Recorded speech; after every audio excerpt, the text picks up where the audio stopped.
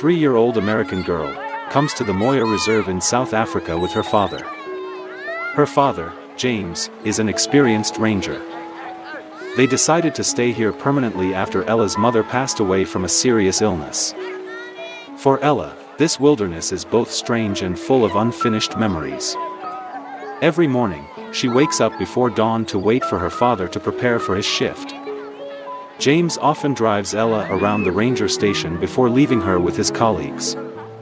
James' closest colleague is Sifo, a local ranger who knows every corner of the reserve. Sifo is the one who greets Ella on the first day she and her father arrive and kindly teaches her local words. Although small, Ella is very bold and curious about the world around her. One afternoon, Sifo and James receive a report of an injured lion cub near a cliff. They immediately set off and took Ella with them, as she was already familiar with the patrol car. When they arrived, they found the lion cub lying on its deathbed, with signs of a hyena attack all around.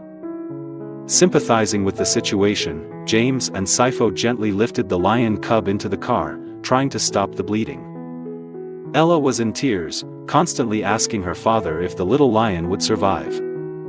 James reassured her that they would do everything they could.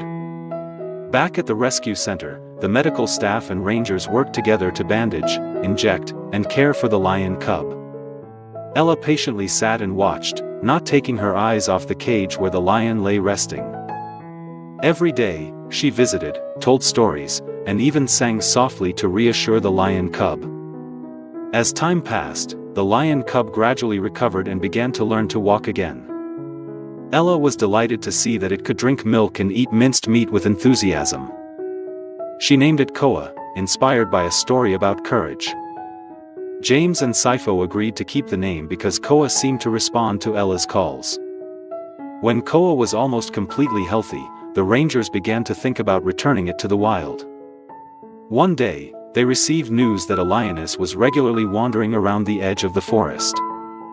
It was likely that it was Koa's mother, frantically searching for her cub.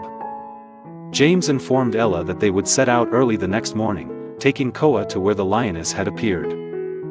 Ella was both happy and worried, afraid that she would be separated from the lion cub she considered her first friend. As dawn broke, James, Sifo and Ella's car rolled through the misty trail.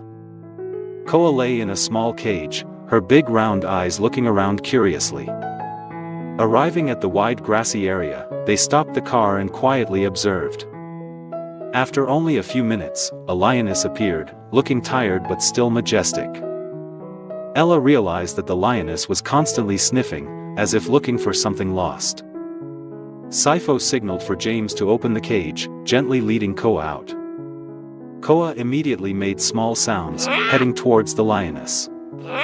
The lioness turned her head, her eyes lit up and ran towards Koa, sniffing all over her body.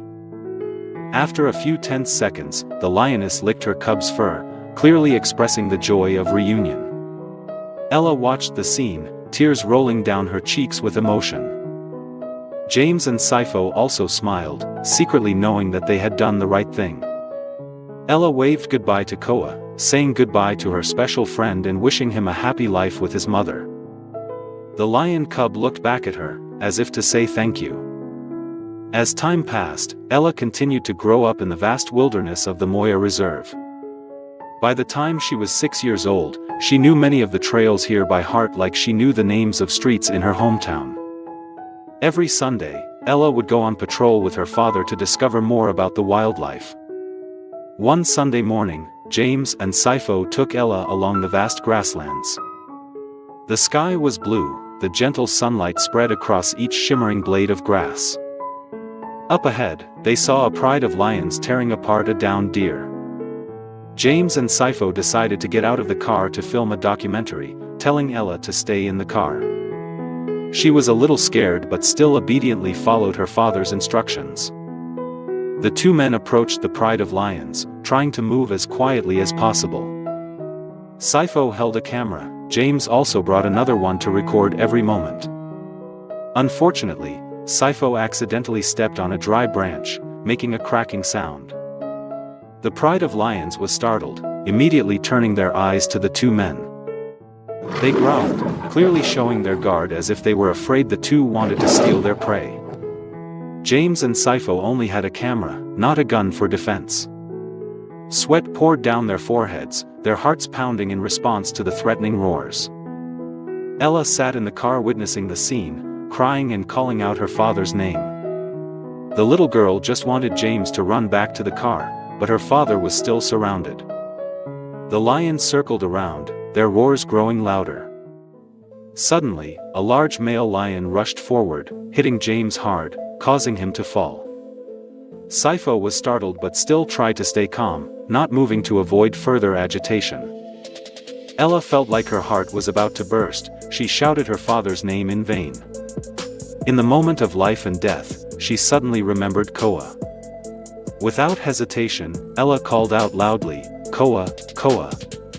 Hearing the call, the male lion stopped, turned its head towards the car. Under its shaggy fur, it had a faint scar on its neck, a trace of the wound from years ago. Ella recognized that it was Koa, the young lion she had taken care of. Koa roared loudly, as if responding to his little friend. Ella calmly got out of the car and moved closer to James and Sifo. The two men held their breaths, afraid that the little girl would be in danger. But Ella walked slowly, calling out repeatedly, "Koa, Koa, do you remember me?" The male lion recognized the little girl, his eyes softened, no longer fierce. Koa stepped back, observing Ella as if checking if his childhood friend was safe. Seemingly reassured, the other lions dispersed, leaving a gap. Ella gently placed her hand on Koa's mane, then hugged him. Koa rubbed his head against Ella's neck, emitting a soft, friendly growl. James and Sifo witnessed the scene and their hearts swelled with happiness. The father slowly stood up, careful not to make any sudden movements. Sifo also approached, surprised, asking Ella if she was sure this was the Koa of the past. The little girl nodded, pointing at the scar on her neck, confirming that it was the young lion. Koa growled softly again, as if to greet the two rangers. In an instant, fear was replaced by a magical friendship between humans and animals. The male lion seemed to signal his pride to leave, giving space to Ella. Ella gently stroked Koa's mane, whispering words of thanks for not harming her father. Koa slowly stepped back, his eyes lingering on Ella. The little girl opened her arms to hug him one last time, tears falling again but filled with happiness. James and Sifo looked at each other, as if not believing the miracle that had just happened.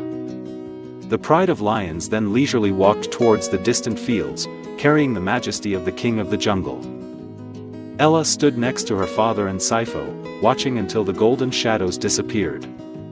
Her last smile was as bright as the sun, lighting up the vast African sky.